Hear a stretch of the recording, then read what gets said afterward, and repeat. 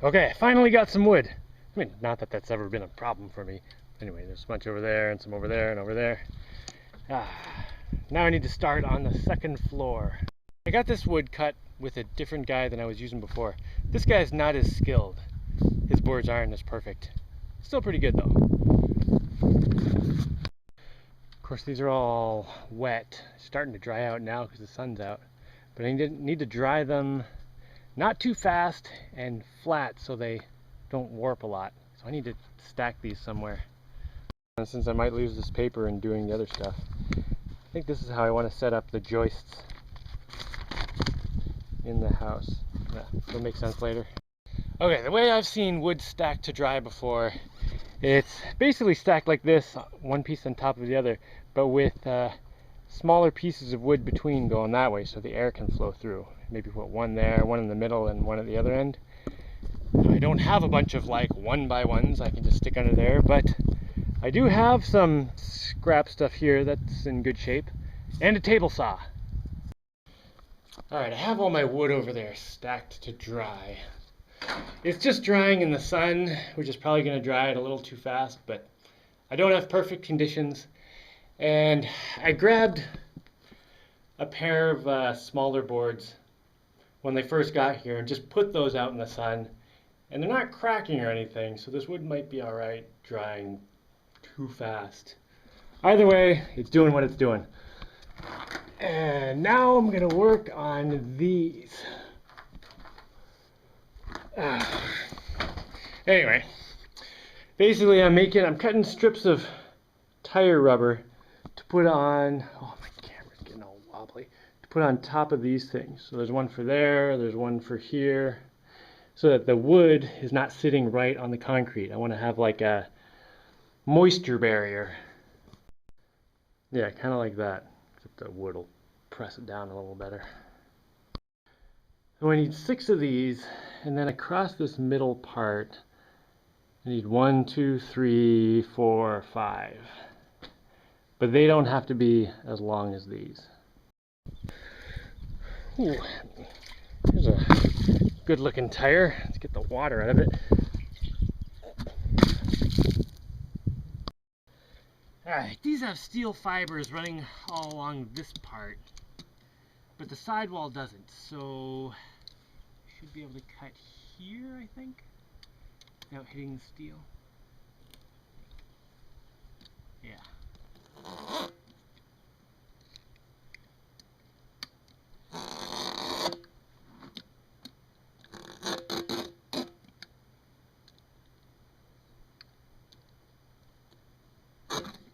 It's just going through nylon string that's embedded in the rubber.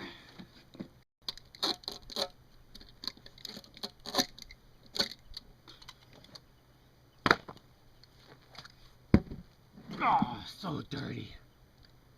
Oh, you filthy tire.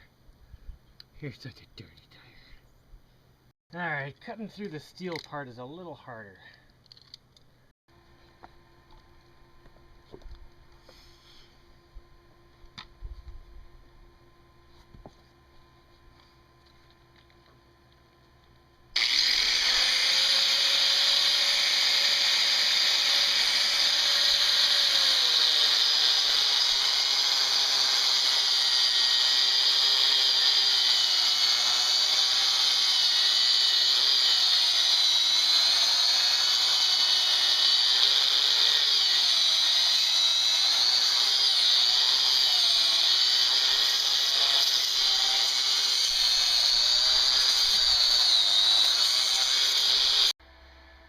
I was just in the middle of using my new table saw and it stopped, so I opened it and let me see if I can get a good shot of this.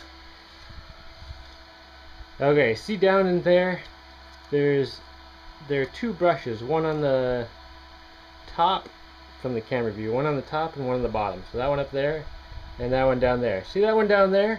It's kind of like melted out to the side. It should be sticking out straight like that one. So I guess this one got too hot and came out the side. It probably has something to do with this brown stuff here because this was full of wasp houses or wasp storage units. So, you know, normally this has a fan on it that blows air through here to keep it cool. I'm guessing this was just plugged up with wasp crap, and then it got too hot down there and the brush melted out. So I need to figure out how to, I don't know, something. Alright, this is the better one, but it was starting to melt too, and like this shouldn't be able to go like that, but it's kind of melting out here, so I'll have to do something to strengthen that. The other brush is melted in and resisting extraction. Aluminium, aluminium, aluminium, we'll make a new part.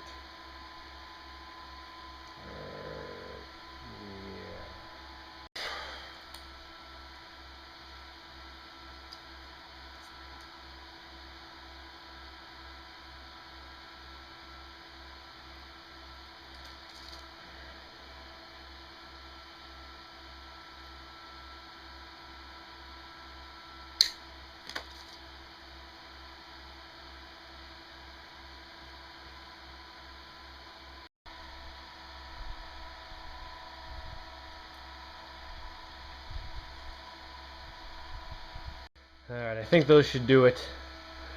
Those might even help dissipate heat a little faster.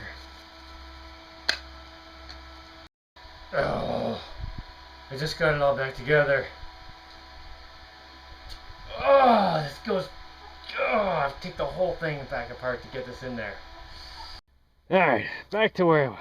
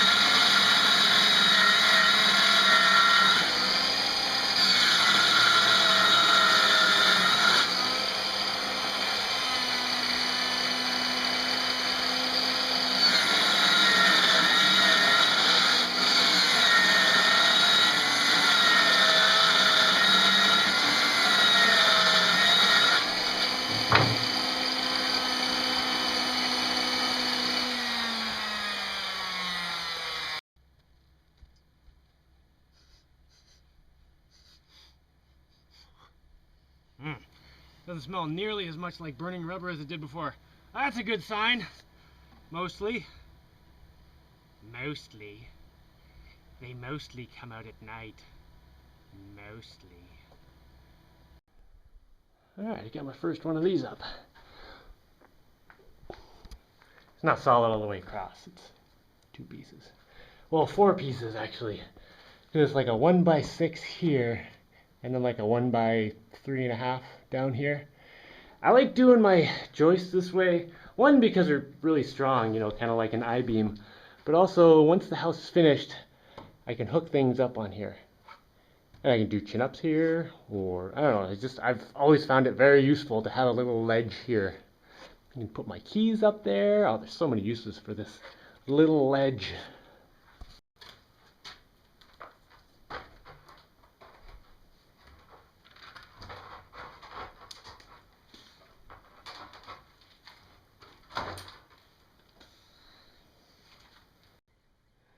Ooh, now that I got my table saw going again, this is going pretty quick.